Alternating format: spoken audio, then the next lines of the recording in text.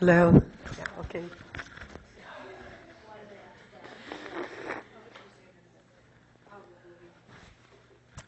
I wanted to tell you that I was sick over the weekend, and I don't know what to do. I was hoping to cover eggs. I could talk. I'm supposed to be 8 feet away from you, so for those who don't want to get whatever I'm getting, if you want to move back, it would be fine too. I'm supposed to be at least 5 feet away so that I don't give it to you. It's a regular. So if you haven't had the flu shot, I'd like to advise you to get the flu shot. I think what I have is typically, I'm on medication, antibiotic and whatever. But anyway, I hope I could get through the class. The only thing, good. You want to move back? If you want to move back, there are some seats at the back. I feel more comfortable. It's supposed to be at least 5 feet away. There's another chair behind you. You want to sit at the back? Sign-in sheet.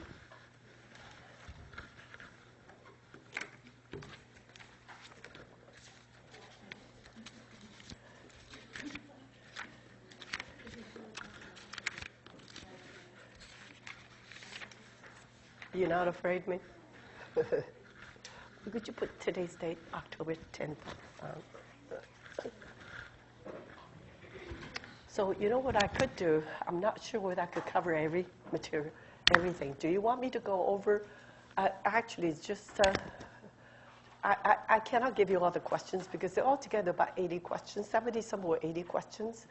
They're all true and false or multiple choice or multiple choice, true and false, matching. So those are the questions that I have on the midterm. So you want me to go over that first before I cover it, because if I don't get a chance to finish up on eggs, I think I could catch up next time if you want me to do that. Would you rather have me do that or do eggs first? Let's do the review. Review first? Okay. Okay.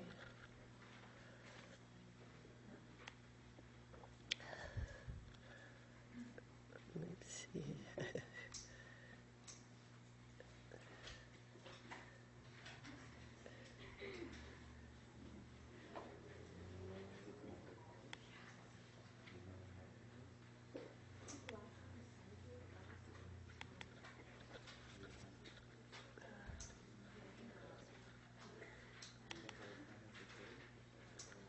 And I start with vegetables.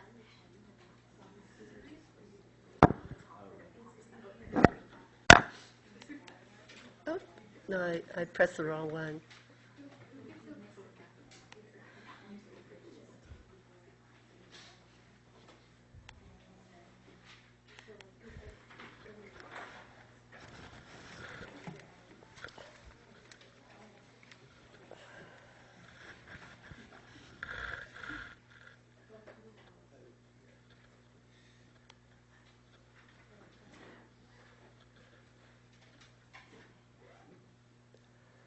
Let me see what might be quicker.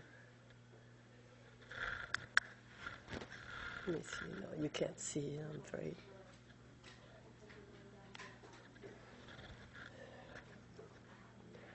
Okay. I'm going to tell the part that, as I said, I don't remember all of the questions, but I can briefly tell you what might be on the midterm. You need to know the pigments, everything that's here, the color pigment, and the type of vegetables.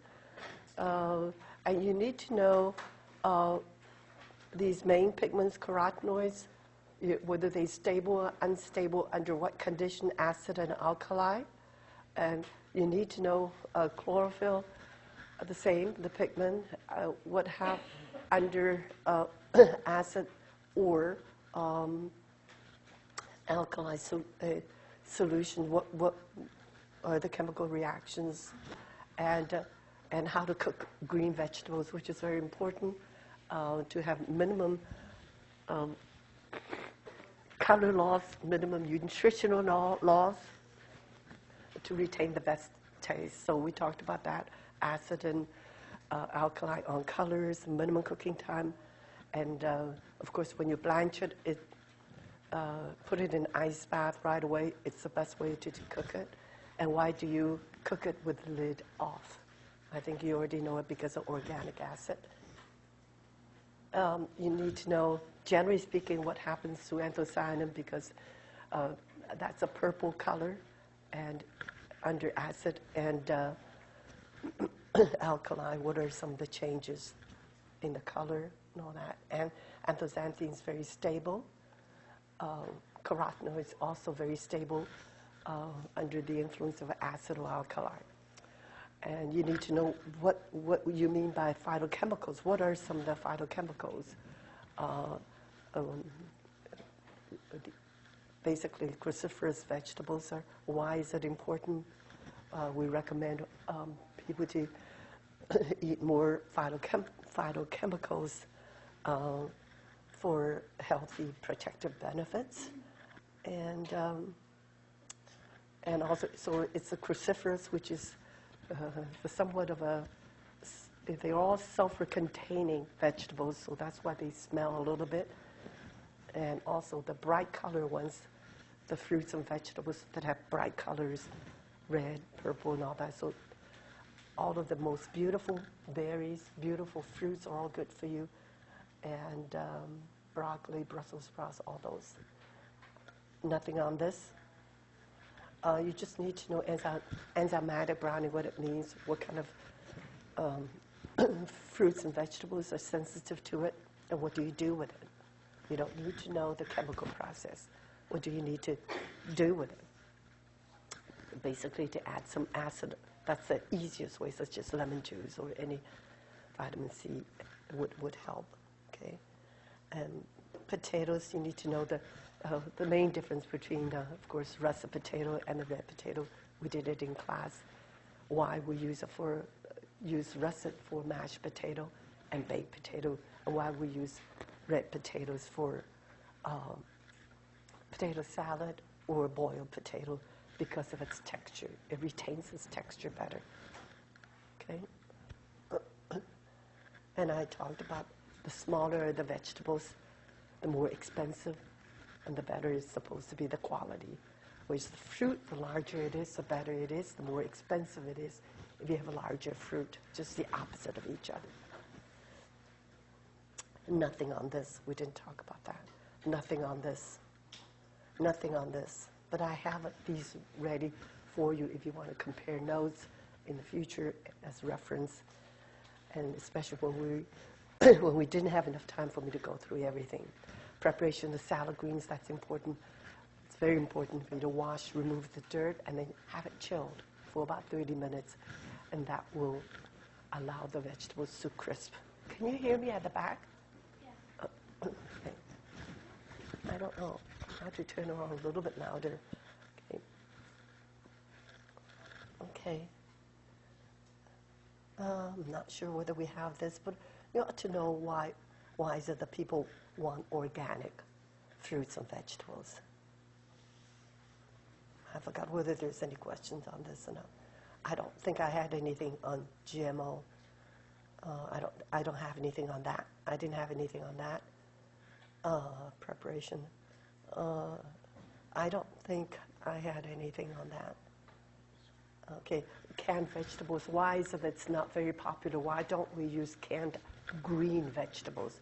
Since you already know what happens to chlorophyll when it's canned under pressure, enclosed environment, all the peas, all the green beans just get very olive brown. That's why, generally speaking, they're not accepted. We don't want to serve that for guests. But the advantage, of course, we could extend the storage time.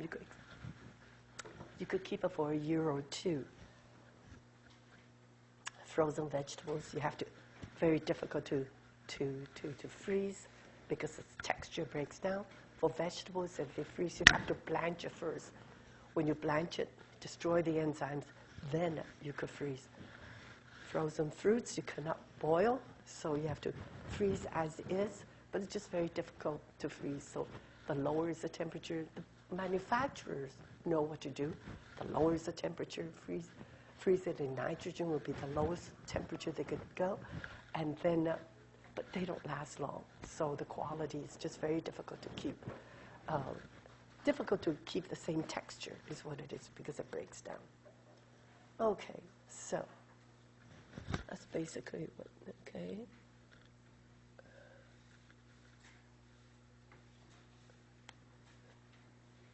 Vegetable, what's next?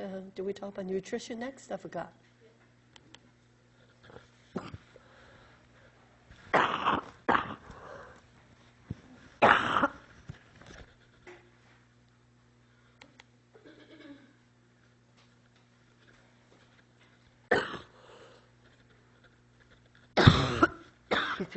You need to know this.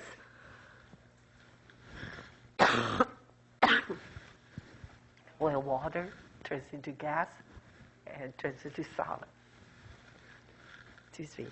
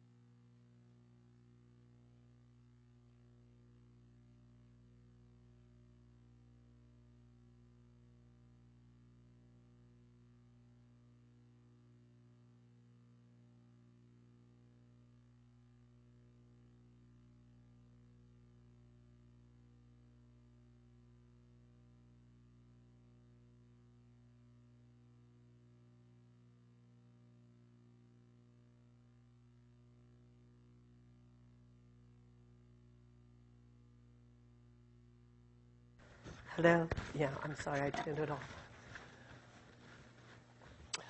You need to know carbohydrates. Let me see on the next slides, but then you do need to know photosynthesis. Okay, let me see. I think I'll get to, of all of them, you need to know glucose, fructose, and sucrose. Those are the three I think I will ask you. You got it? Because these are the common ones. Which ones are monosaccharide, which ones are disaccharide. I don't think I have anything. I did mention that to you in class. Galactose is not even exist because it's part of lactose anyway. You don't even see that very often. So the others are less common.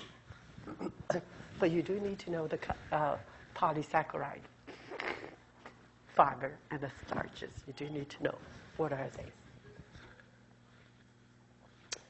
I won't ask you chemical structure.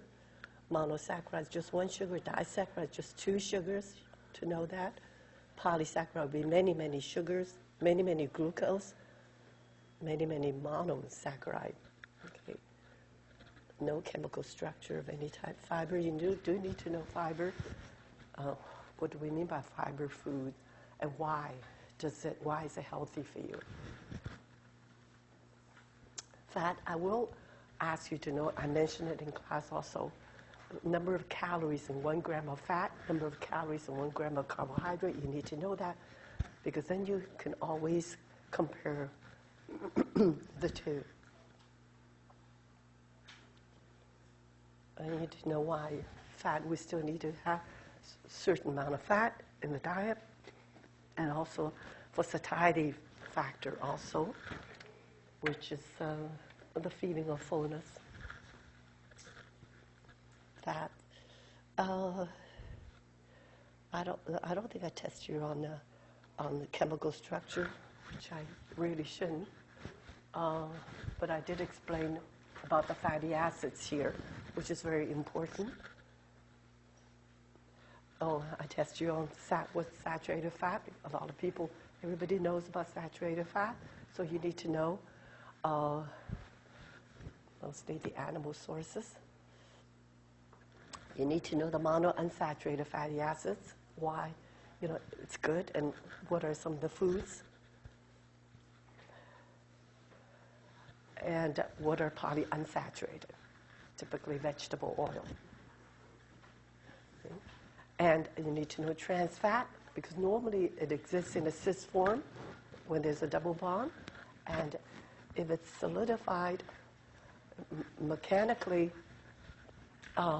introducing additional hydrogen to it, it's bound to be trans fatty acids formed. So you need to know what are some of the products that has trans fat. Okay, phospholipid, I think I definitely test you on the food product that has the best natural phospholipid. Typically in egg yolk. One side is hydrophilic, one side is hydrophobic. I would test you on that. Cholesterol-wise, we're concerned with cholesterol. You ought to know that. Nothing medical, but it's just because of the cardiovascular disease. But I won't ask you any more detail any more than what I have here is what I'm saying. If you know everything that I have here, you get an A for sure. My tests are never tricky. It's whatever I test you is everything I gave it to you here.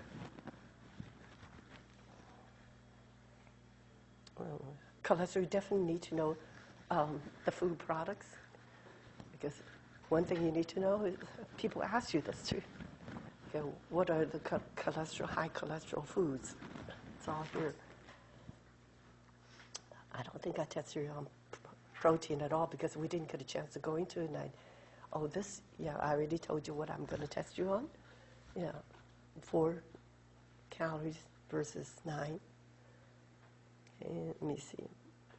And here I just need to know approximately why are we so concerned about overweight and obesity, because 65 to 70% of the population. So between 60 to 70, but you see the most recent data is just very difficult to get, so I didn't have it here, but it's about, my answers will be so widely different. It's so easy for you to pick out the right answer. Okay, it's not 90%, it's not 80%, not there yet, but it's not 20% or 30%, or even 40%, right? Nothing on this, okay?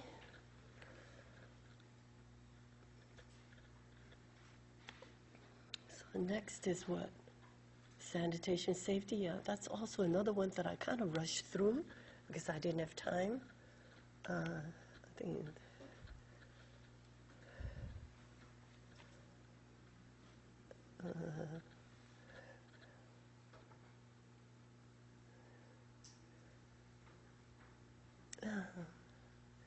I don't think I have any question here. Maybe some terminology like pathogen and all that, very common ones that you should know. Maybe a little bit of the spore-forming ones. I'm not sure. And this is very much of common sense earlier. And this, you need to know this. Under what condition would bacteria grow the fastest? Okay. Under what condition will they not grow so fast? Okay, this you need to know. Let me see. So we have to be careful with cooked food, anything And temperature control, let me see.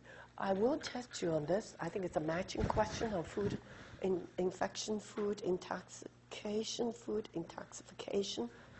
So you need to know a little bit of these. So basically, food infection, the most popular. I definitely asked you about salmonella, very common. I definitely asked you about staphylococcus, because it's food intoxication, very, very important and common. And also food intoxication, such as E. coli. So those three examples, salmonella, staphylococcus, E. coli, very, very common. It's just that I didn't get a chance to give you examples because I kind of rushed this through, so you need to kind of go through the slide. It pretty much is self-explanatory why it's important to know these. Okay, salmonella, you already know, connected with poultry. Staphylococcus, we talked about that. Let's see.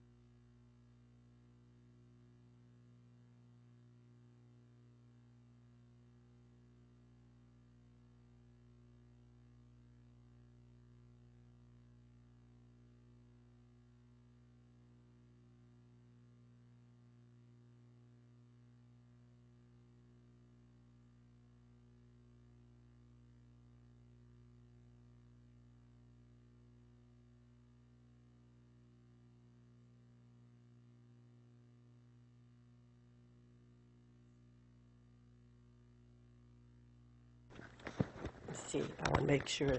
Okay. Food intoxication is staphylococcus. And I mentioned that bacteria grow on the food and they release toxins. It's the toxins that get us sick. I'm not sure whether I explained it in enough detail, but it's coming up on the next slide. And also food intoxication, which is let me go to the next slide. Okay, yeah, this one. Salmonella, we already talked about it. Staphylococcus, anything they love the cream fillings, the cream type of food. And sources, that's what's, right now, that's why I'm infectious. So anybody who has a cold or who's sick should not be around food. That's why I try to stay away from students. Throat infection or anybody who has a problem with part of the face, pimples or boils, that's why they have to wash with water and soap before they go back to work. So as long as they have favorable temperature and time, they will grow massively. So any workers with infection should not go to work where food is produced, and refrigerate food, especially cream product. Okay, and wash hands and personal hygiene. I don't know. I don't want to. I'm on tape, so I don't want to talk too much. Okay, botulism is very poisonous. Has very poisonous. I think I have a question on botulism also, mainly because it's so fatal. Before they couldn't even rescue anybody if they got sick, but now they're able to have medication that will reverse the condition or would cure the person if they ever got sick, but it's not a guarantee. So it is fatal. This is why. So it comes from soil and dirt, and especially in canned food. Canned food, mainly because the bacteria is anaerobic and spore forming. Anaerobic. They don't need oxygen. They grow in canned food. So that's why any home canned foods. It's a no-no, basically, unless, especially if it's acidy food, it's not so bad, like jam and all that. But anything that's neutral food, it has occurred in mushrooms, cream of mushroom soup, okay, has occurred in canned green beans, any of these. So very dangerous if it's not properly done.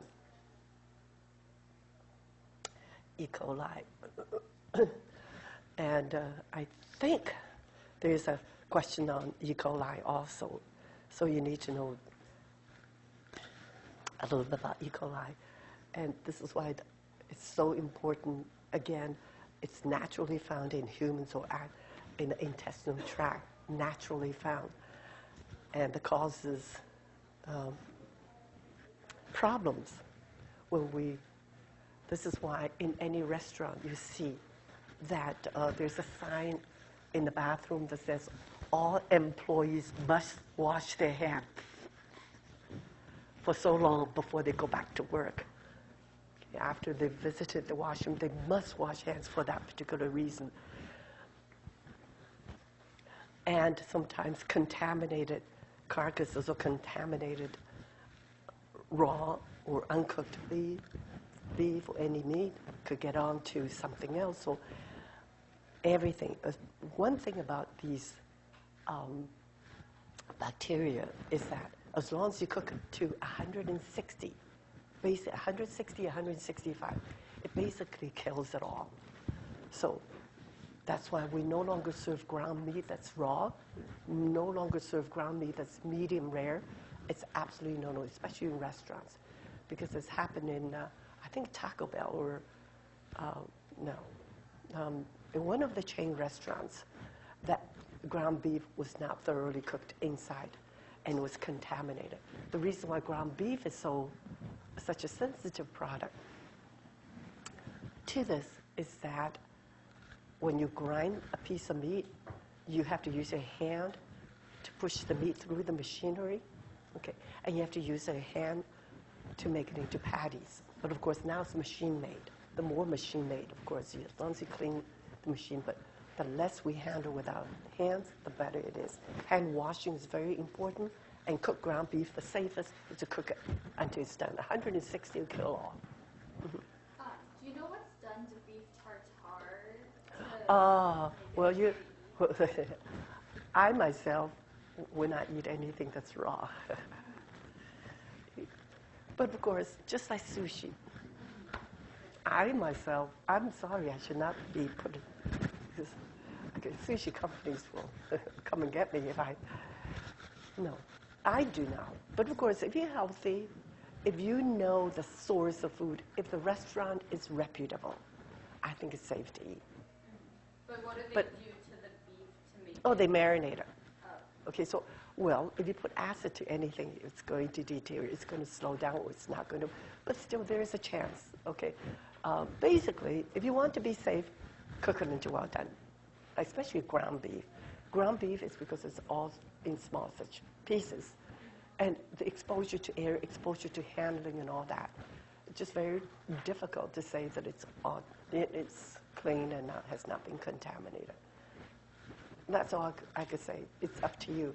But if you know the source, and especially sushi, especially fresh clams, raw clams, I would not eat it either. Because I know friends, and I know my own family members who got sick. It can be you can get very sick. Yeah.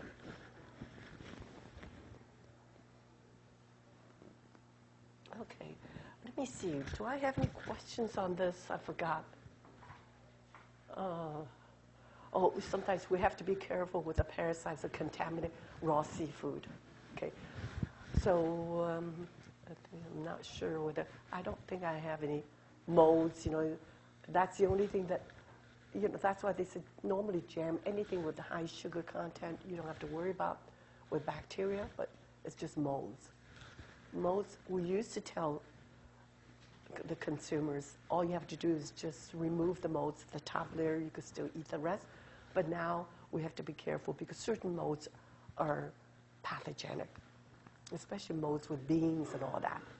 And this is why I think a lot of Asians are very, very careful now with moldy tofu. They used to eat that a lot. Now they said that nobody wanted to eat them anymore because they found that it's not so good. So again, it all depends on how cautious you are with things. Virus, okay. No, this, we didn't even touch upon this, so we didn't have time. And this is why I thought I'd spend a little more time on this, because I did rush through. I wish I had more time to give you more examples with different restaurants and incidents also. So I already talked about this, yeah. No. I don't think I have any questions. Even if there is, I don't think so. No, not even. Other than the fact that as seafood, you do have to worry about virus also. Let me see this. I don't think I have any. Yes, you must know about this, the danger zone, 40 to 140 degrees danger zone.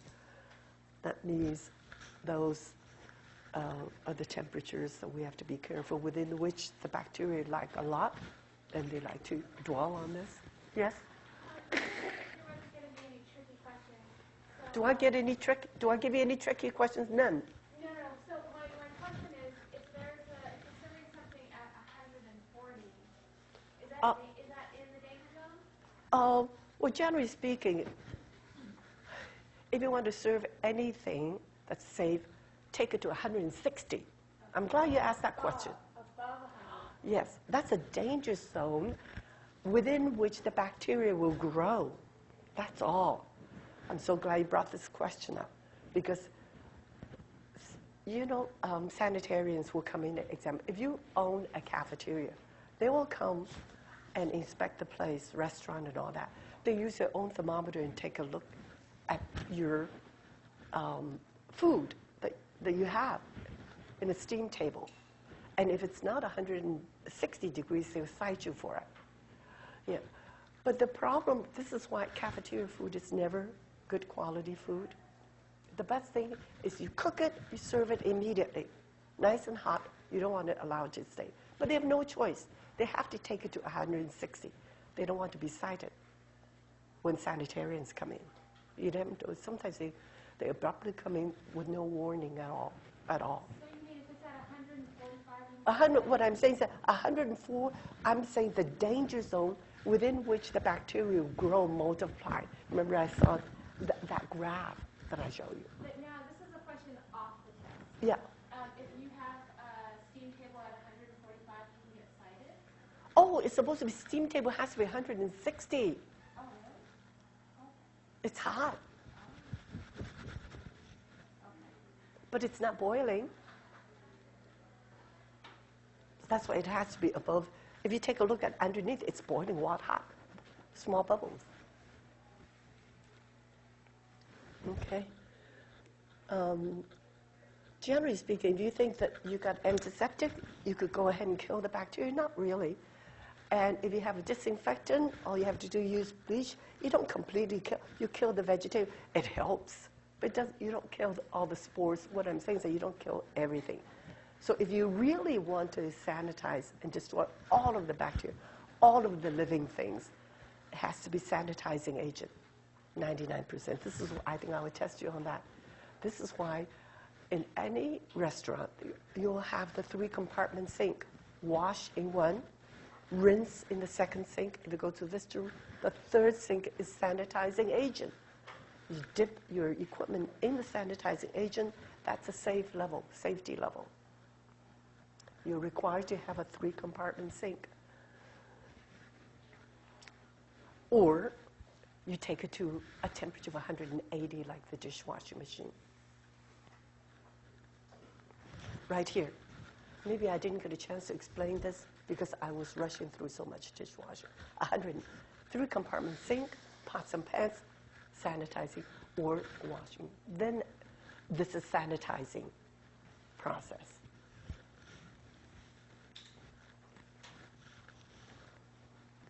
So the rinse, you have to reach that temperature. Usually it's a rinse temperature. They check, sanitarian will come in and check, even in the visitor room, without warning, without previous notification, they'll come in to check. First thing they check is the dish machine. Is it doing its job? So they check the rinse temperature is, visible. That's what that indicator, you see that indicator. If it's 180 or above, you're safe.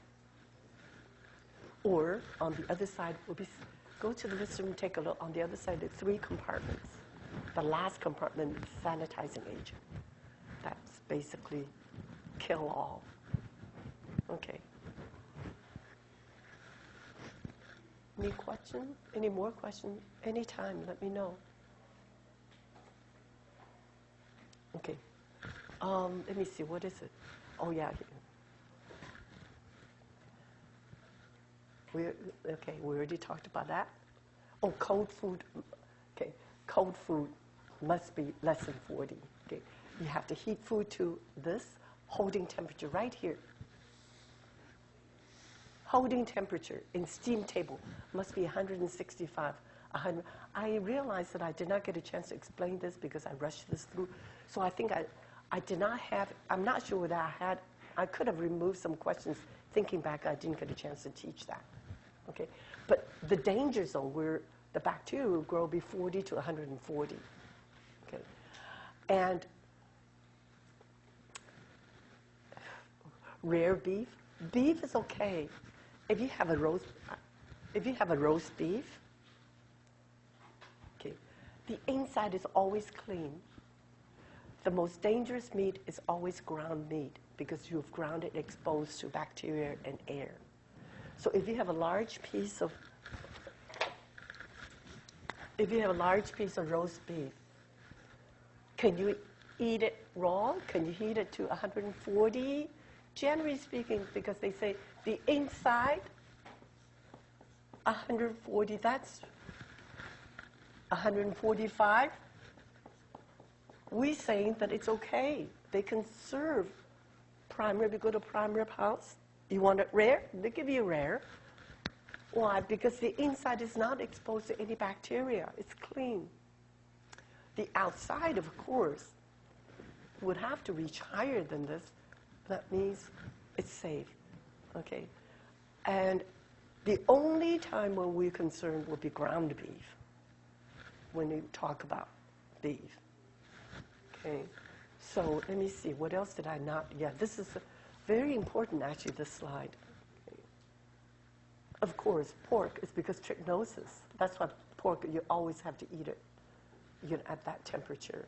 But I think I was going to have some of these. I'm not sure whether, I don't think I tested you on this, mainly because I felt that I didn't get a chance to explain. Okay, but holding temperature in steam table, this is what they're looking for. And this is why if you go to cafeteria to eat food, the quality is just never so good because you don't know how long it's been sitting. It's been basically cooking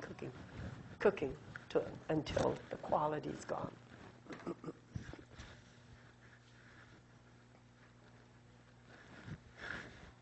Okay, any questions?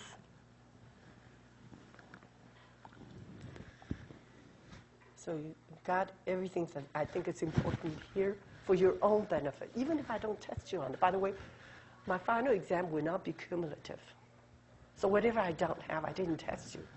I assume that you know, but these are the important temperatures to know, no matter whenever you work in any food establishment. 40 to 140 is always the danger zone. And this has to, okay? The magic number is 160 to kill all. And this is why I'm going to come back to this when we talk about poultry, the same thing. So I will remind you, but it's just that on that day I didn't get a chance. Okay. And also, foods must be cooled to less than 40 degrees in 4 hours. That means, as I said, did I tell you that was it last year or the year before? It's Mexican.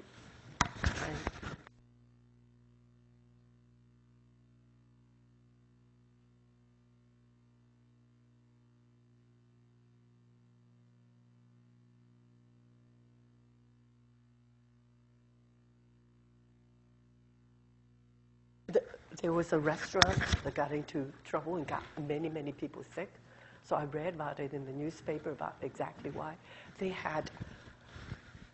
made soup. There's meat in it, beans, and combination of few things.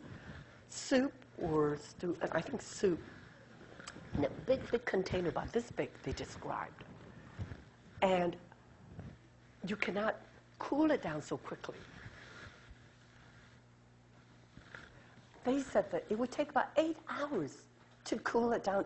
The larger the container, the longer it takes for it to cool. So when a sanitarian comes in, they always see, what is this doing? That's a pretty big tub of food. What is it? Oh, I just cooked it today and we're going to serve it tomorrow. Should always cool it down quickly in shallow pans, very quickly within 4 hours. 3 inch and 2 inch deep. It tells you just what it is. And watch the refrigeration temperature, by the way. Storage temperature, 40 degrees Fahrenheit. Always watch the temperature outside. You could tell what the ice box is, what temperature it is inside by looking on the outside. There is a dial for you to see. Okay. And freezer. What is the freezer temperature? What should the freezer temperature? Let me ask you this one. What is the temperature that freezes water? 32. What is the temperature that will freeze food and meat and combination of thick textures, thick consistency of food? Lower. We don't know. It depends on what food it is. So to be safe, freezer has to be below this. So that's what the outside dial has to be 0 degree Fahrenheit. I think you asked me that great question before. First in and first out. You see, I realized that I didn't get a chance to cover this, so I didn't test you on many of the questions. If I had more time, let me see. I'm still on, right? Okay. Oh, this shows you the shallow pans. Okay, wow. Okay, so let me see. This is it. And let me see, what is the next one? We talked about nutrition.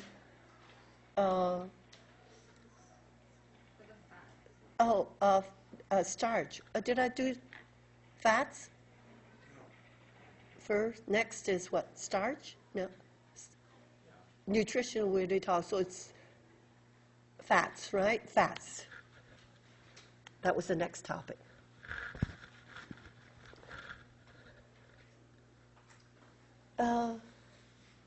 I think this is very self-explanatory. I think I test you on what is satiety. It's very, this you know so much because of the lab we do. A permanent emulsion, you need to know oil in water and water in oil and examples. Am I still on? Yeah, and the examples. And you need to know, what do we mean by oil in water? What do you mean by water in oil? Typically, that would be in margarine and butter. The original margarine, the original butter. Okay, that's this. This is typically what's the example of this? Mayonnaise. And this is very self-explanatory. I think I explained it in lab. I'm sure Emil explains it in lab also. You already did this. You should know this. Temporary emulsion. There's no emulsifier. Without emulsifier, it's temporary.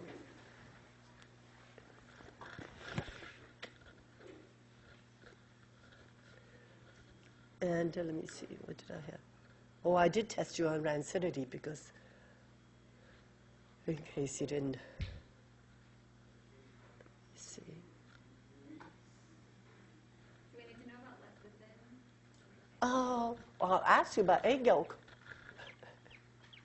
which is has the best emulsifier in natural food. I think that's the way, I forgot how I asked it. Let me see. What is next? See, after fats, we talked about. Let's just go over to, I think, starch. Huh? Yeah.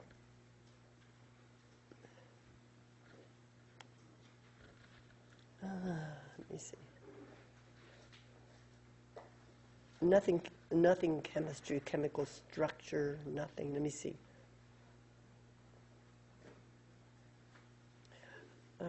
How to gelatinize, you basically have to separate the starch granules with either fat or liquid. What kind of fat, what kind of liquid, I think those, you do need to know that. And then you add liquid to it, and then you heat, okay? We talked about the roux method, where using fat, mix that with flour, and then you add liquid to it. Slurry method, you use cold water with cornstarch. By the way, the roux method is all-purpose flour. The slurry method is the cornstarch, okay? And then you add it, just add it typically to the soup that's already hot, slowly. And the dry method will be using typically chocolate pudding or vanilla pudding. You use, you mix with another dry ingredient. So maybe sugar, maybe cornstarch, and maybe sugar, whatever dry, or chocolate. You mix it all together to separate the starch, and then you add the hot liquid. So those are the three methods. I know I test you on that. Okay. Oh yeah, I test you on the 1-1. We talked about that in lab. 1, and 1. 1 tablespoon. I think all the recipes that I asked you to do, and I think Emil followed the same recipes. 1, and approximately 1, and 1, typically for soup. 2, and 2 for cream food, and 3, and 1 typically for something like souffle. So souffle is thick sauce, thin sauce, and medium sauce. And today in lab, it's a continuation of this lab. We talked about, what do we talk about today? I forgot, all of a sudden I was going to tell you something. We never had, we didn't do a croquette. We didn't do any croquettes at all. With croquette, it would be very thick because it's used as a binder, and you deep fat fry. I didn't want to use deep fat fryer for that. So we didn't have an example of that. Oh yeah, what I told the student, even though we said that for 1 cup of milk, if you're making soup, if you just use milk, it's not going to taste good. So what's going to make soup taste really good? Yeah? Did somebody tell me? Stock. Somebody said that. You take the stock that you make from vegetables and bones and meat and all that, no fat, skim off the fat, and shrink it down. The more you shrink it, concentrated stock, the better tasting it is. Why do you think now you know the secret. You could be chefs, right, in restaurants. Why is it that the most important thing to prepare, whether you're a good chef or not, is whether you can make a good cream sauce, a good sauce, cream soup, and a good sauce. And a good sauce is to shrink it down even more. The more you shrink it down, the more flavorful it is. So for this, I probably didn't get a chance to tell you, but I told my class today, if you just use a cup of milk, use half of it being, even half a cup of stock, half a cup of chicken broth is better. Okay, and but you want it to be white sauce, so you could put cream instead. Put a little bit of cream to make it white, right? But you've got to have the flavor. And of course, there's some chefs who just put chicken bouillon. Never the same. I could taste it right away. Monosodium glutamate's not the same. The real good concentrated stock coming up is really from what I'm going to show you on the slide. Velouté sauce is just to use a white or fish stock broth. As I said, again, for the same reason. Okay?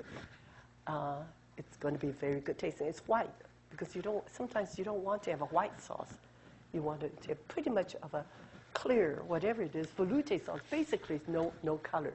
You could use it for, sometimes you could add a little bit of milk or cream to it. Okay? The brown sauce, whatever it's a concentrated stock that makes the flavor. How do you make a stock? We already talked about that.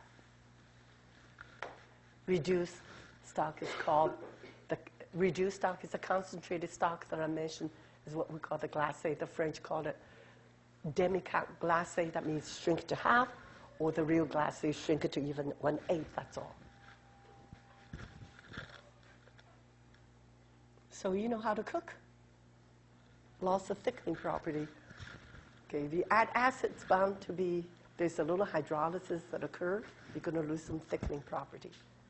Okay, manipulation, if you over manipulate, then the starch granules will break up, eruption would occur, and implosion would occur. Then it becomes pasty. Okay, so we don't want to overheat. Okay, we don't want to overbeat.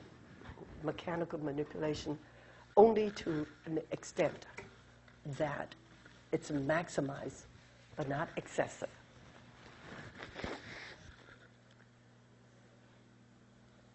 I think I did have a question on this.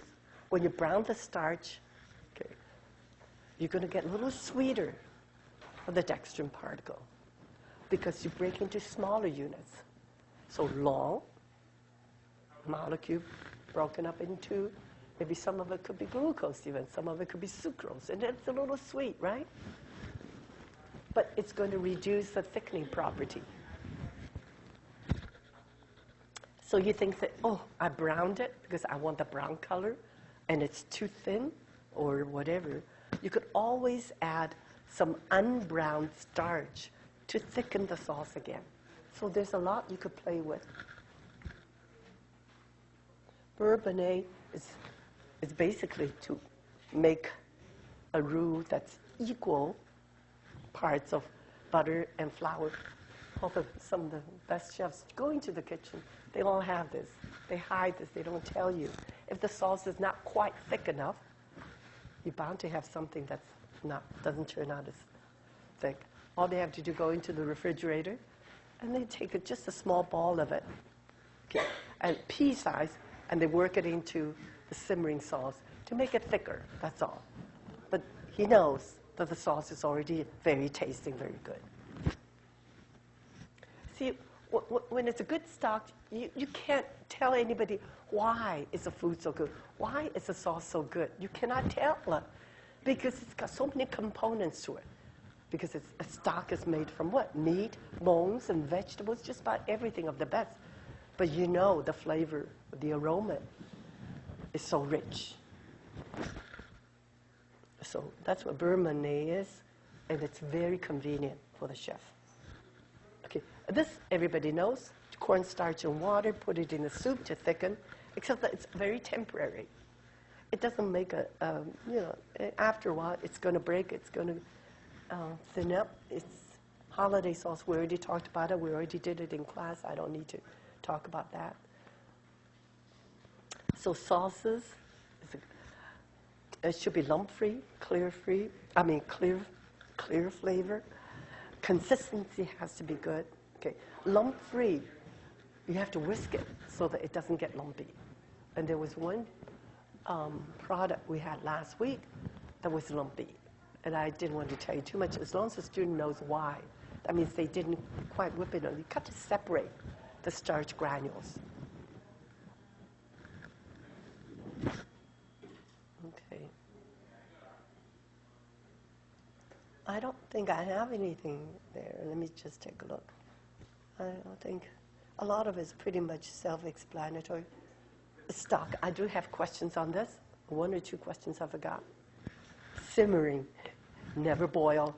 If you boil, you're going to emulsify some of the fat. It's going to get cloudy.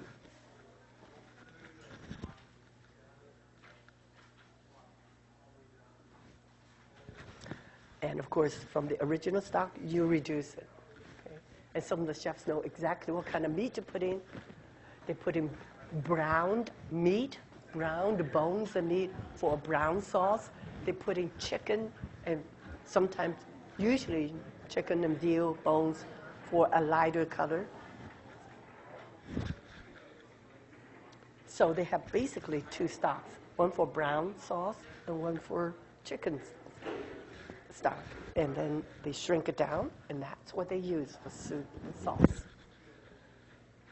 Okay, this you should be able to answer that. And that's, let me see, is that it? Oh yeah, I just, let me see.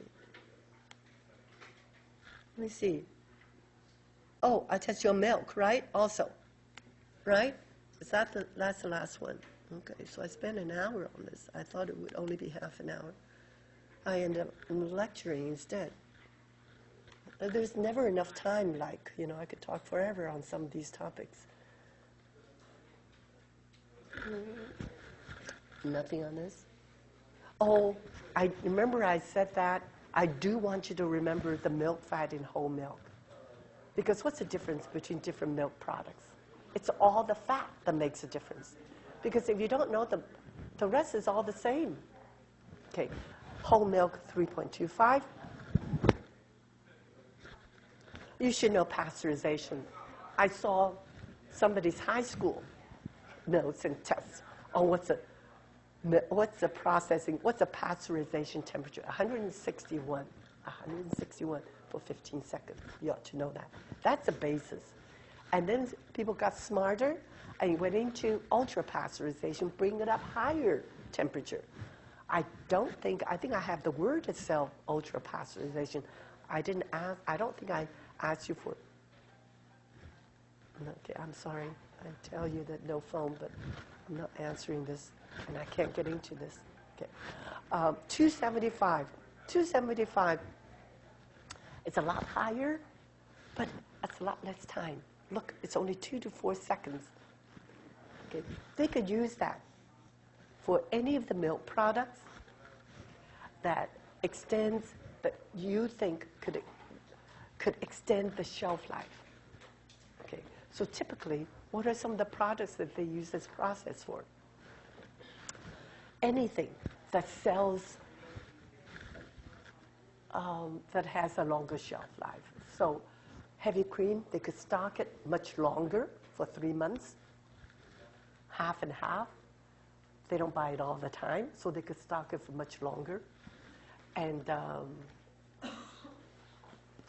what is this? Is it chocolate milk? Oh, organic milk. Okay, because it's expensive. So they have to keep it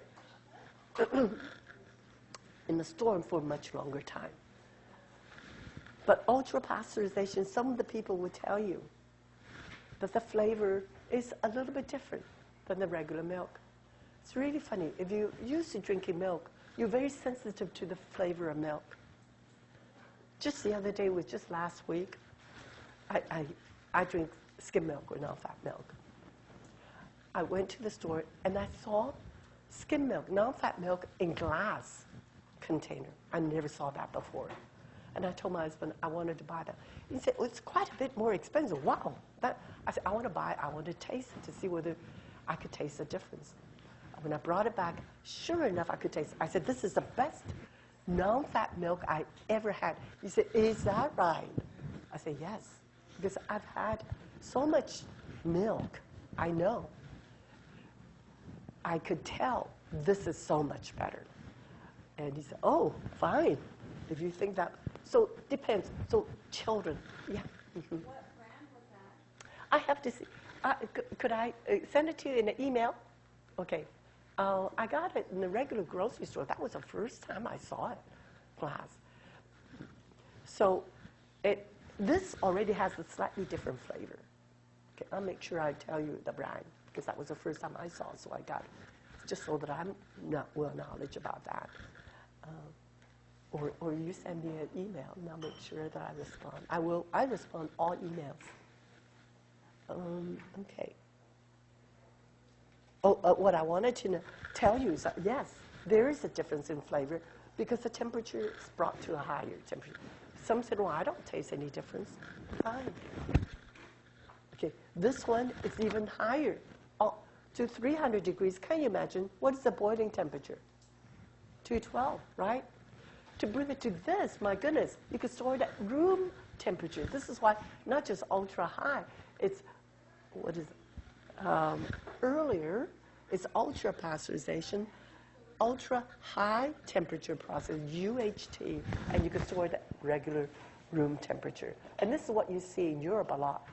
And they're used to it, they don't mind it, especially small grocery stores. They often may not have the refrigeration space. And I actually that's all that I had, because that's all I could find if you live near a grocery store that's just a hotel that's nearby, a small grocery store. But they've been able to sell this successfully, this one, which is chocolate milk. Because you've got so much chocolate, so much sugar in there, the children can't tell the difference anymore. Otherwise, they may not like it. It's this burnt flavor. Did you have a question? That was what I was going to ask. It changes the flavor, right? Yes, changes the flavor. It's almost like a burnt flavor. But of course, if they want to achieve this, once you get used to it, they're already doing it to some of the milk. Soybean milk, they already do. And somebody said almond milk? Yeah. So if you like it, it's an acceptance of a different flavor. Homogenization, you already know. I don't need to. You could study it. Certification, organic milk,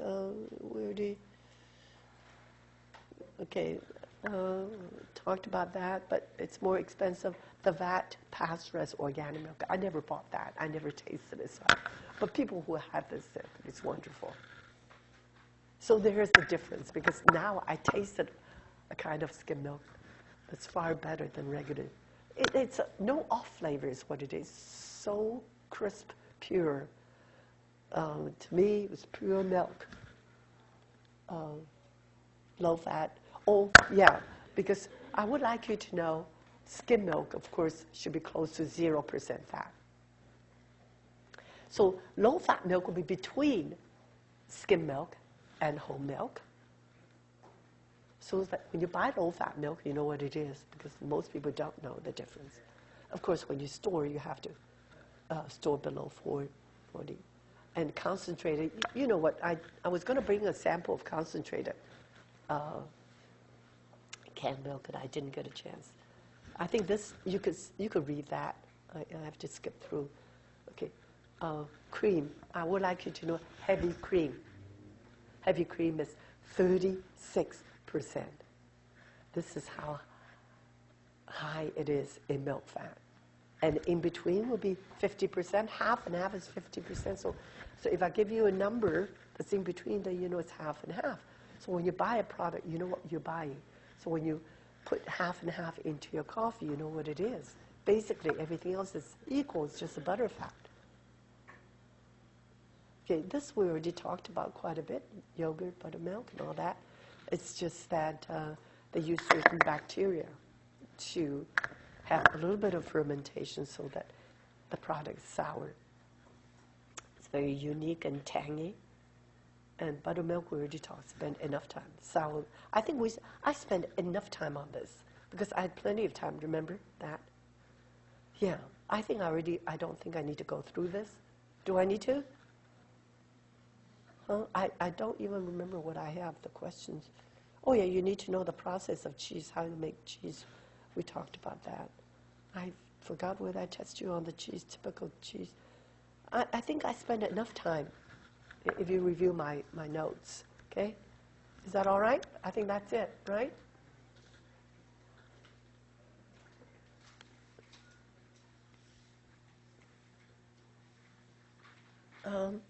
Let me see. Today's supposed to be on eggs and... Let me see. How much time do we have? Okay. I have about 40 minutes, which is enough time for me to get started on eggs and egg products. Okay.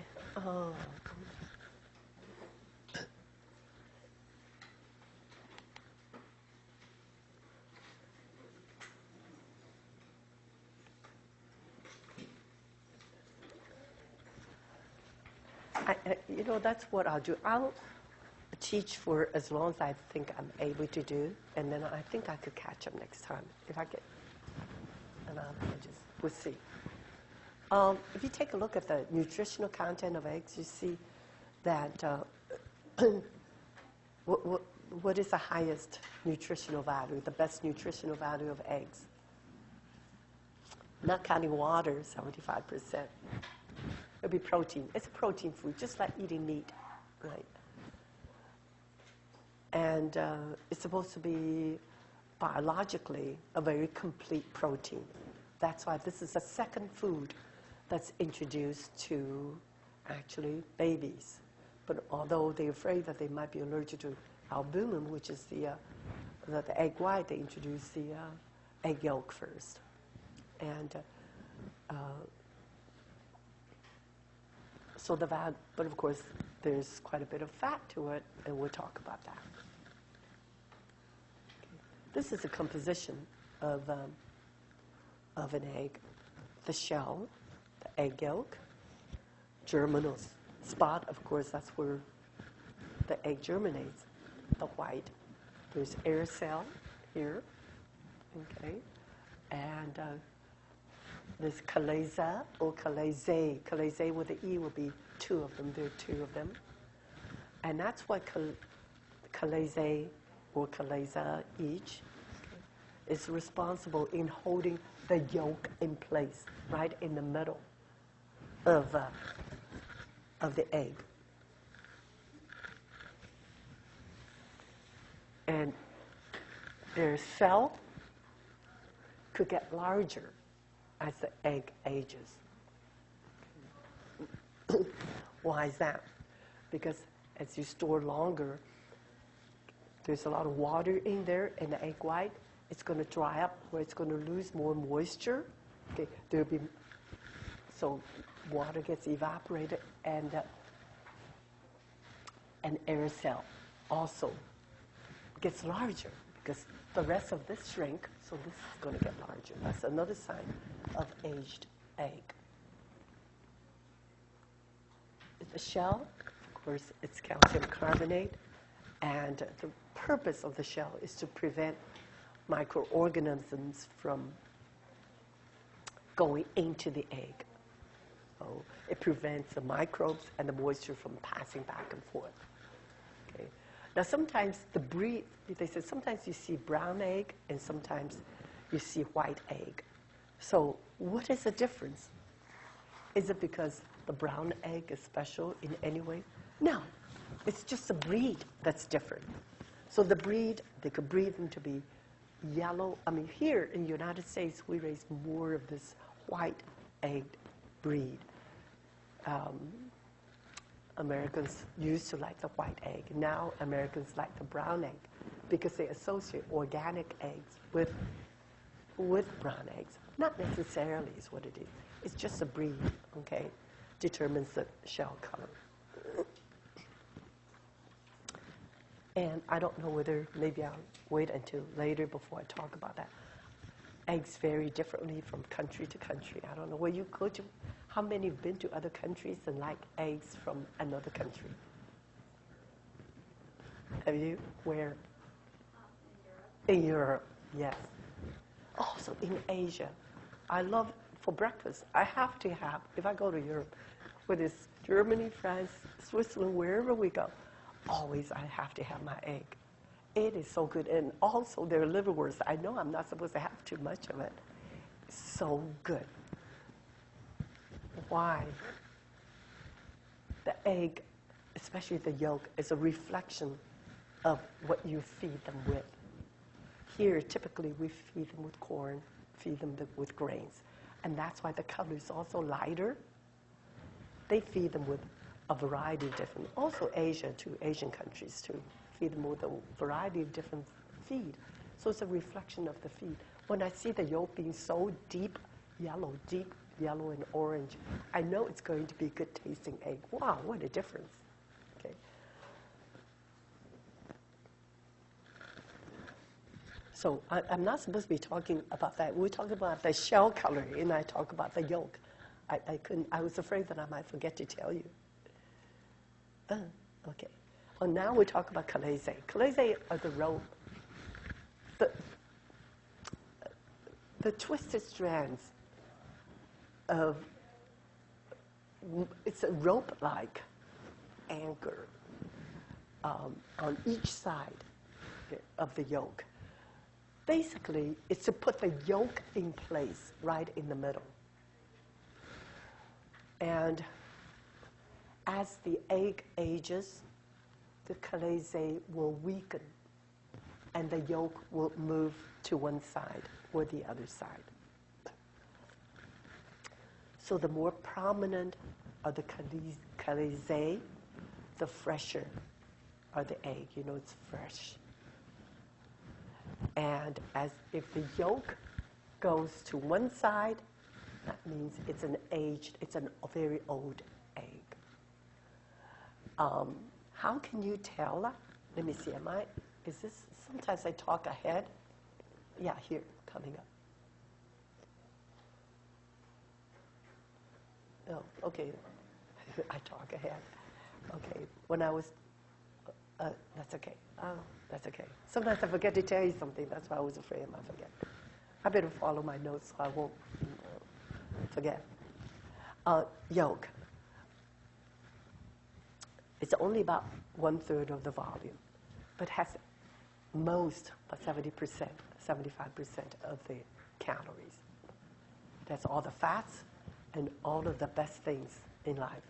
However, it also has cholesterol, unfortunately. But now, all of a sudden, the doctors, all the write-ups say, because eggs is such a complete food, complete protein, they advise you still to eat eggs and just give up on the beef protein or some of the other meat protein. So studies have changed somewhat on the conclusion. You know, what do you recommend that for a long, long time about cholesterol, people avoiding things. You know, only eat the egg white and not the egg yolk. But now it seems to be somewhat changed because the advice is different now. Of course, we know about the lecithin for emulsification. We talked about that a lot. One thing you have to remember, something new here, is that both egg yolk and egg white coagulates at a much lower temperature than the boiling temperature. Look at it. Generally speaking, all you have to remember is that egg yolk coagulates at the range of somewhere 150, okay, low 150 degrees Fahrenheit. That's very low. Okay? And when we talk about egg white, it's the same. Look at it.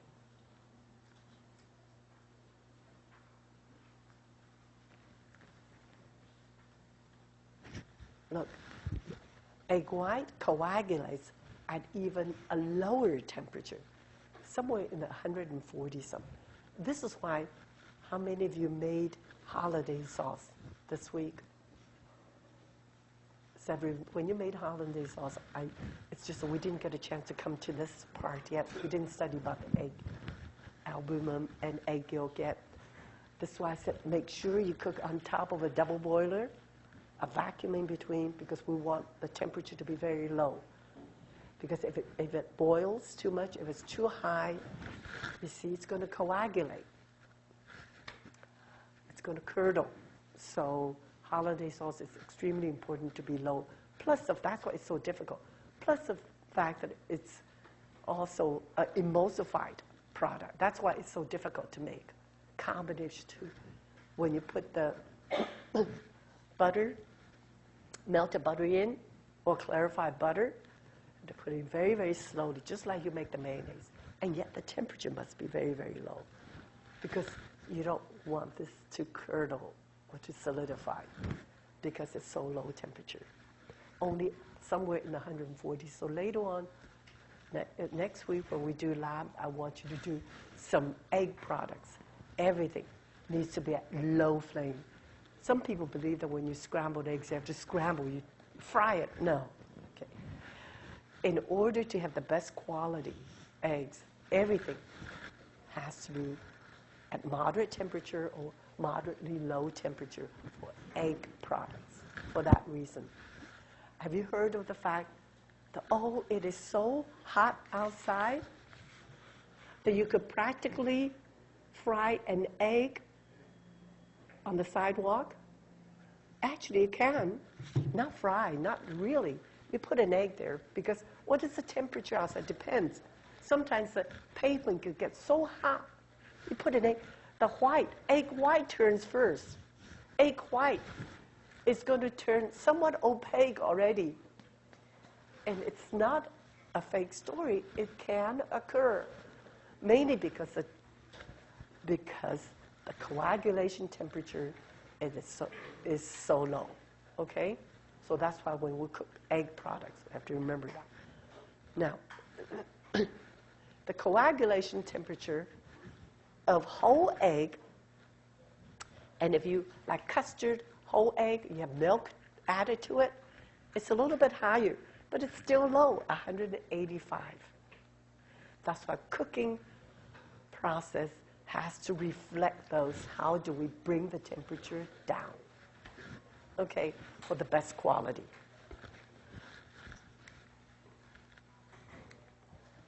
This doesn't work. This we already talked about earlier. Whole egg has cholesterol. The cholesterol is where? In the egg yolk or egg white? Egg yolk, that you know. Okay, egg white has no cholesterol. But which one has more protein? Egg white has more protein. Okay, so that's the difference. That's why when you eat egg white, a lot of people you hear, oh, I'm on low cholesterol diet.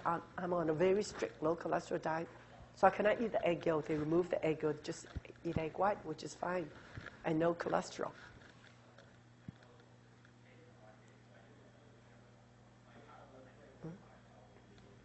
Okay. Terminology. Okay. When you buy a dozen of eggs that's unmarked, no marking, generally speaking, they're caged. And if you ever visit a poultry farm, it's pathetic. I don't even want to go and see. Can you guess what happened? I mentioned this before.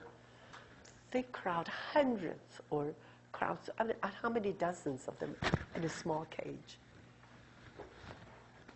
So, a lot of people say it's not humane, but because they say chickens are not human, but still, they're caged in very tight cages. And not only that, a lot of them have salmonella. If one gets it, the rest of the chickens all get it. And this is what they said. I saw a television program that talked about them. So you basically have to treat all poultry products as if they are full of salmonella. And even inside the cavity. We'll talk about that when we're on when we cover meats and cover poultry. Free range. This is great. And that's what it is in Europe. Chickens roam around. And in Asia also, chickens roam around. Very seldom do they cage them. It's wonderful to see them. They feed them outside. They're happier too. Maybe they give you better color because of that. Who knows? I'm joking. But it's a feed that gives them better color yolk. Free range. That's what a lot of people want now. Cage-free. Organic eggs. If it's labeled as organic eggs, it means that they don't feed the chicken with antibiotics. Okay. Otherwise, they feed them with antibiotics, whether they're healthy or sick. They give it to them anyway, which is pathetic. And we get too much of it. We don't want to be immune to antibiotics when we really need them. Pasteurized eggs. What's pasteurized eggs? Basically, I think someone mentioned, how do we pasteurize? Oh, we got some eggs. How do we ensure ourselves that these eggs are clean when we use raw egg? Yeah. If we buy pasteurized eggs, we have a better chance. But then when we're healthy, we're okay. We can withstand it. But when we're sick, then it's different. Pasteurized eggs, basically, the shell of the eggs are clean. It's been pasteurized at a very low temperature that you don't even know the difference. When you break the egg, it's just like regular egg, but they'll tell you so. And they now even have vegetarian eggs. But of course, the more specialty eggs these are, the more expensive it's going to be. Basically, if they don't give them meat or fish byproduct, that's all.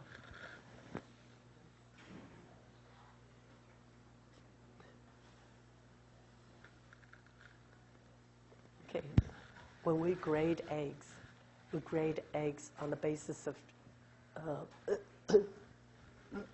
quality and size.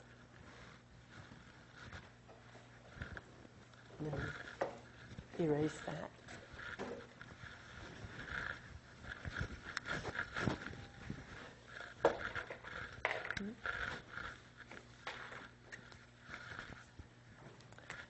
A good quality egg, I'm exaggerating, should look like this.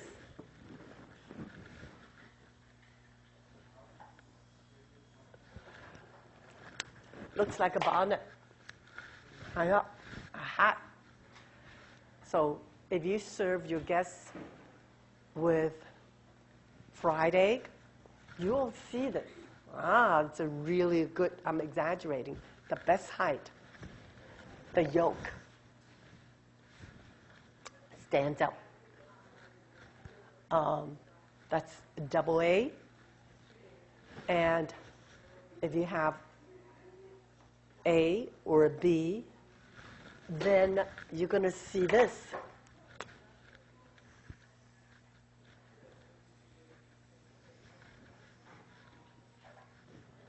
If it's very aged egg, you break it up, you're going to see this. And I will ask the students to do that as a demonstration, to store an egg for a long time and see the difference between this and that. And especially when the egg, is it here? Yeah. Spreads all the way out to almost filling up the whole plate. That means it's a very aged egg. And the yolk does not stand up as this. I'm sorry, this is drawn incorrectly and something like that. So quality of egg also depends on air cell size. We talked about that. The older it is, the larger is the air cell size. After you boil it, you take it apart, you remove the shell, you see it, okay? And then the position of the yolk also moves. So over here, I'm going to exaggerate a little bit. You see the yolk moving to right here, maybe. The position of the yolk also moves. Then you know that it's more aged. So how can we tell whether the egg is of double A or B? We could tell this by candling method. Candling to determine what's candling. In the olden days, they put a candle at the back and then put the egg in the front, and you actually could see the yolk, the position of the yolk. You see that the yolk moved to one side completely, not in the middle. When it's moved to the side, then you know it's an aged egg. Because some customers will know whether they're eating a fresh egg or not. And especially if you eat eggs Benedict. Wow, they pay a big sum for that. And they want to see an egg that's standing up like that. They pay for it. Make sure you have a fresh egg for them, okay, and not an aged egg. Okay, now there's also another grade called the size grades. They go by size. Jumbo, extra large, large, medium, small, and even peewee. That's only size. Has nothing to do with quality, okay? So quality is quality. So the best egg will be what? If you have an expensive restaurant for brunch or breakfast, what would you use? A, and what else? What size? Jumbo, yeah. A jumbo egg with AA quality would be fantastic. And you could demand, they'll never complain, no matter how much you charge them. Not quite. But anyway, as I said, I'm exaggerating. Okay. Look at an aged egg. Can you see? You see? The second picture, the lower one? Thin, it spreads a lot more. Sometimes it spreads to half of a big plate, your dinner plate. And the guests might complain. Don't tell me that I didn't know anything about quality of egg. How long have you been how long ago did you buy this? I don't even know whether it's still fresh egg or whether I should eat it. Don't know. Yolk is flatter. Flatter. Does not stand up as much.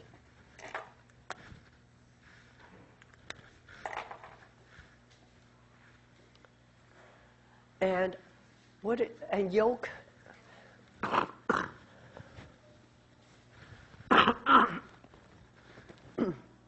yolk absorbs the water from the white. So, excuse me, I'll have to call.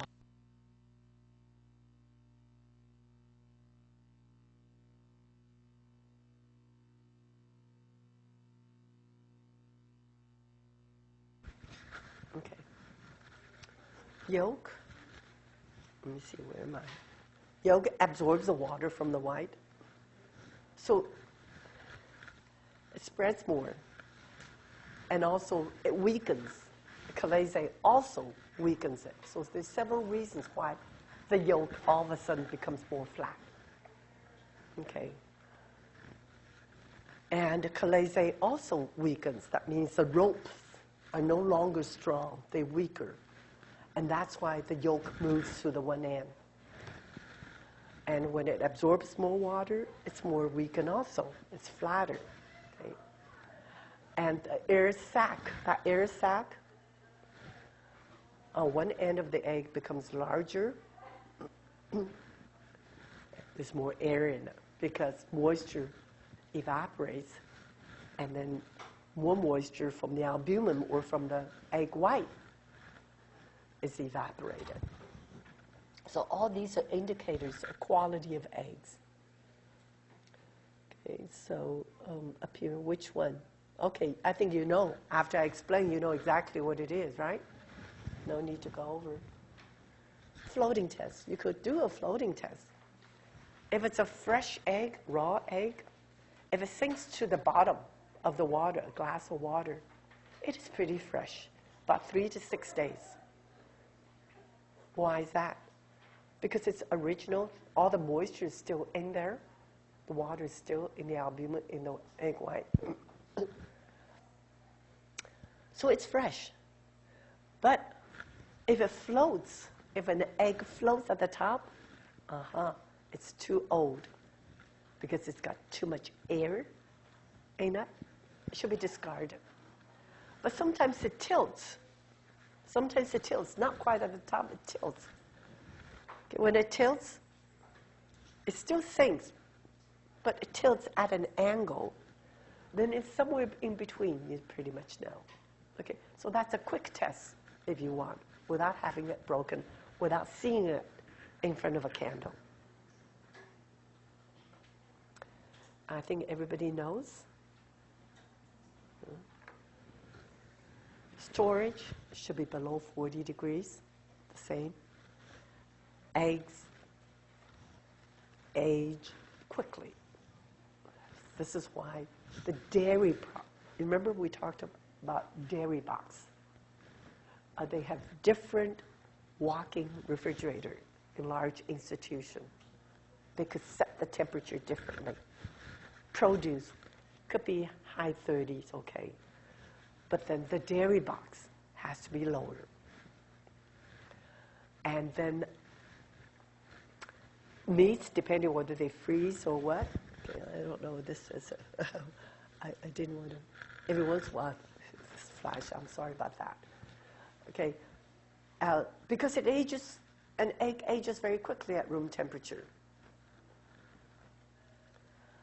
But if it's fresh, uncooked, it could keep for quite a while. It could keep for several weeks with no problems. It's just that the yolk might move a little bit. It doesn't mean that you cannot eat it. You're not serving it to special guests. It's still okay. But what's very important is that we don't want to use dirty, cracked, or broken eggs. They should all be rejected. That's why you should always open up the carton, make sure that the eggs are still intact, not dirty, not cracked, and not broken. Did you know that there are frozen eggs? Oh, it's great for restaurants. Because why? Frozen eggs, generally speaking, the ones that they use in scrambled eggs a lot of times. But you have to make sure when you defrost it, you want to defrost it in the refrigeration temperature. Don't take it out of the refrigeration temperature. Frozen in the freezer department, take it out, leave it in the refrigeration temperature because, again, for eggs, salmonella, we have to be very, very careful. Okay. Defrost it in the refrigeration temperature. This is the question right here. Why? Because of salmonella danger of salmonella. Okay. And then a lot of people guests don't even know that sometimes often scrambled eggs for them or making omelets, they sometimes cannot even tell. But of course, some people always could tell eggs. If you could tell me the European eggs are better, much better tasting, then you know what good eggs are, or sometimes Asian eggs. So, let me see, what else? Yeah, or should only be used in third because it's been frozen. Just be very, very careful that it's completely cooked, is what it is, which makes sense. Again, these are precautionary measures against salmonella. We have to be careful. Oh, we already talked about that, I thought. Inadequately cooked, improperly stored eggs may lead to food. Yeah, of course. Should be refrigerated, discard. I think you know this. Cook, okay, too. Yeah. Okay. You see, for eggs, dairy products, do not leave egg dishes at room temperature for more than 1 to 2 hours, if it's at all possible. Some of these, because it's a very perishable food. Bacteria, remember, like neutral food.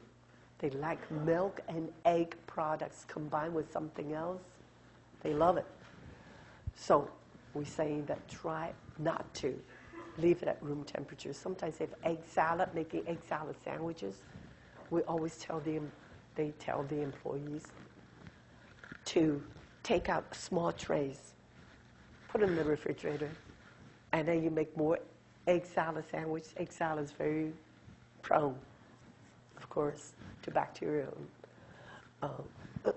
infestation. So make sure that you're doing small batches. Put them back in the refrigerator. Take a small batch out. Make it, put it back. Small batches at all times. Okay? Keep egg dishes below 40 degrees of danger zone or above 140. Avoid danger zone. Be very careful also with the children, pregnant women, those who are ill. I think you already know these questions. Okay, how do old eggs affect? We already talked about it. I repeated it. For scrambled eggs, it doesn't matter. It's older for this. They won't know the difference, but you still have to cook it until, it's cooked, not raw. Okay. For egg salad, it doesn't matter with this. For restaurants, for boiled egg, you want a boiled egg. You're going to see this.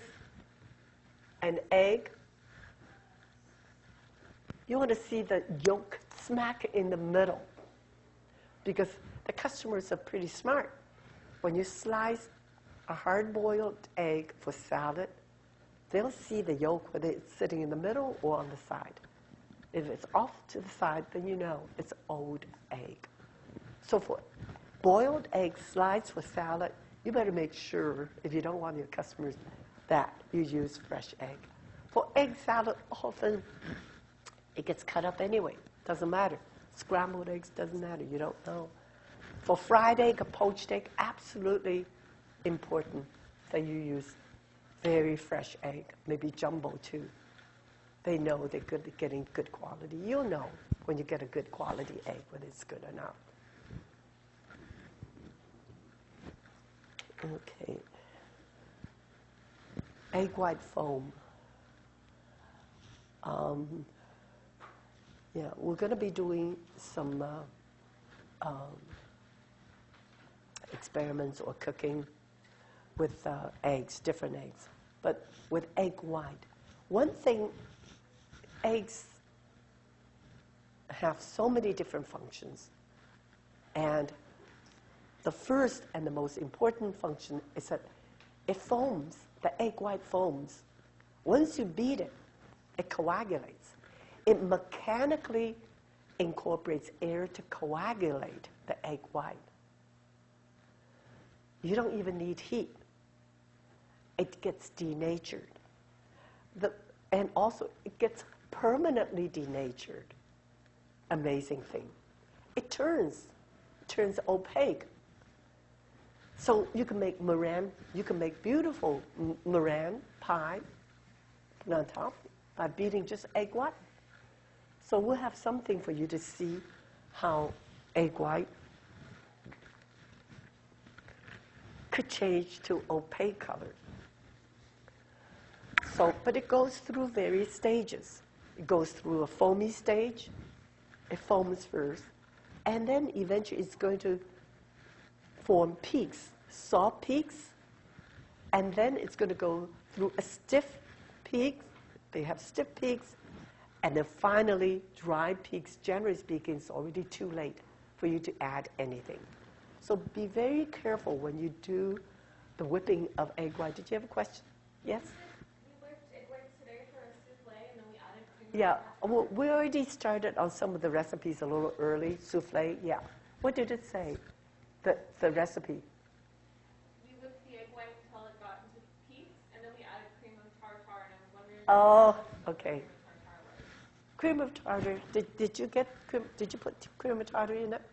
That's what the recipe said to do, yeah. When did it add? When did you add it?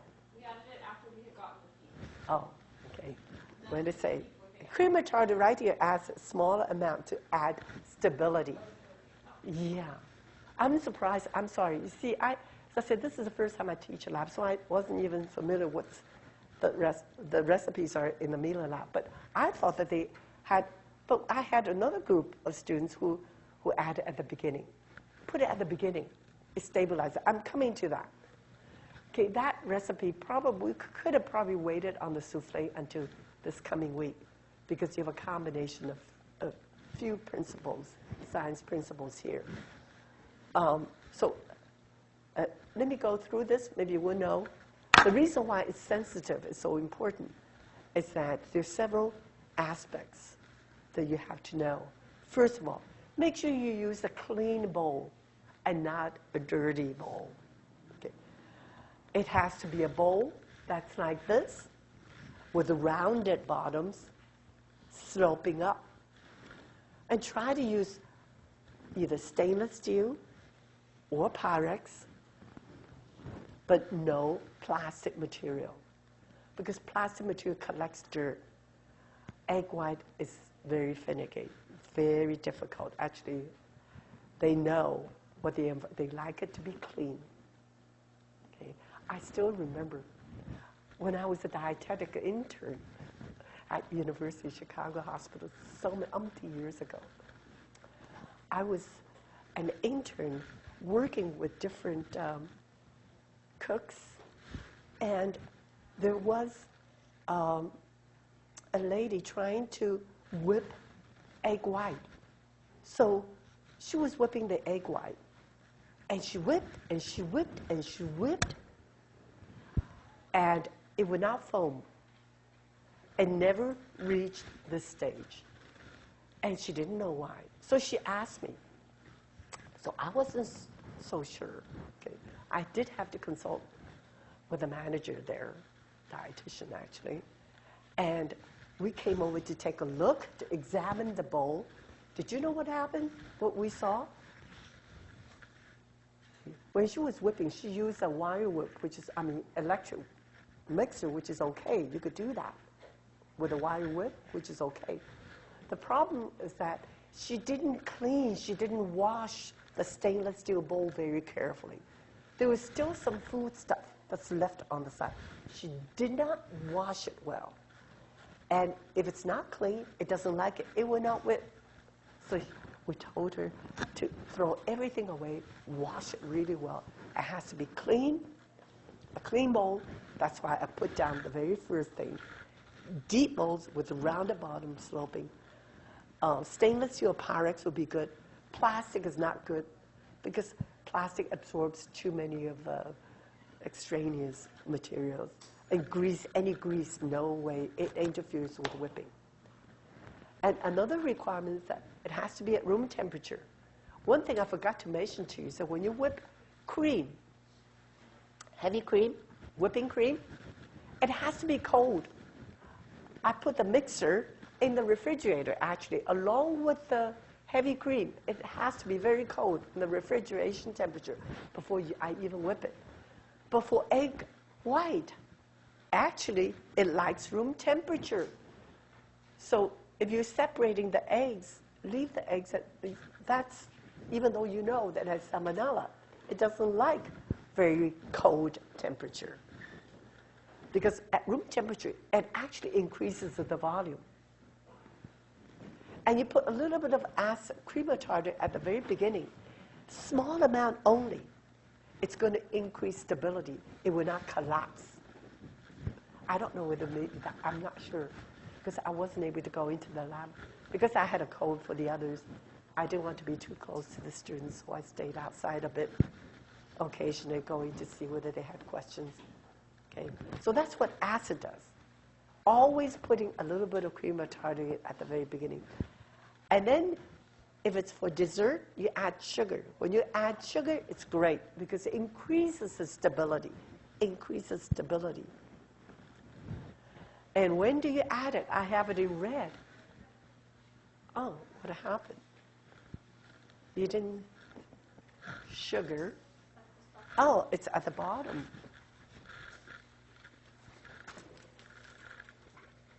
Okay.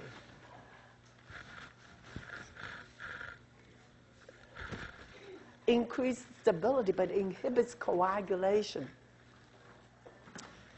So for sweet dessert, you don't want to add it too early. If you add it too early, it's not going to foam up nicely because it inhibits, it delays the coagulation. So you want to add it when the soft peaks started to form. Then you add sugar.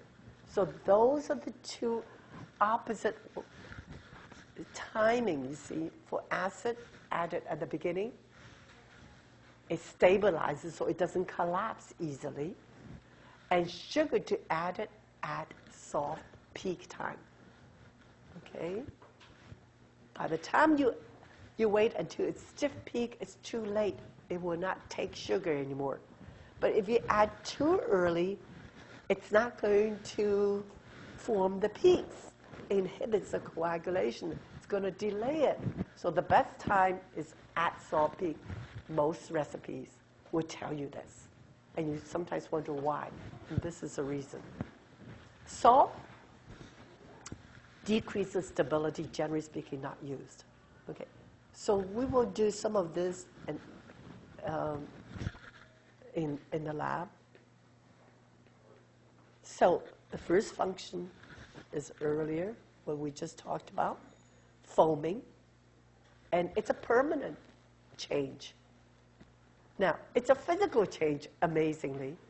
It's not a chemical change, it's a physical change, and yet it's a permanent change. It doesn't reverse back. We cannot change it back to liquid again. So liquid changes to solid on its own. This is why eggs are so valuable. because it does so many things. We talked about egg yolk as an emulsifier. We already talked about that. Now we're talking about foaming property. And let me see. And it coagulates by heating. It forms firm mass or gel. You know that. Let me just finish this, and that's it, okay? Poached egg, we do it in simmering liquid. I'm not sure whether I'm still being recorded, but in case we do lab next week, because I took longer to review the materials. Poached egg, make sure it's simmering liquid. The water has to be simmering. You add a little bit of vinegar, just a dash of vinegar, so that it collects the white easier. Poached egg is very delicious. Poached egg for Eggs Benedict. Again, the same dish we talked about. Okay. And so what you do is have the water simmering, not boiling, but simmering. Add a little bit of vinegar. You crack an egg in a cup because it's easier to slide the egg into the water. So you could get a little, you could control better. And then slide the egg in. Scrambled eggs, you need to add a little bit of milk.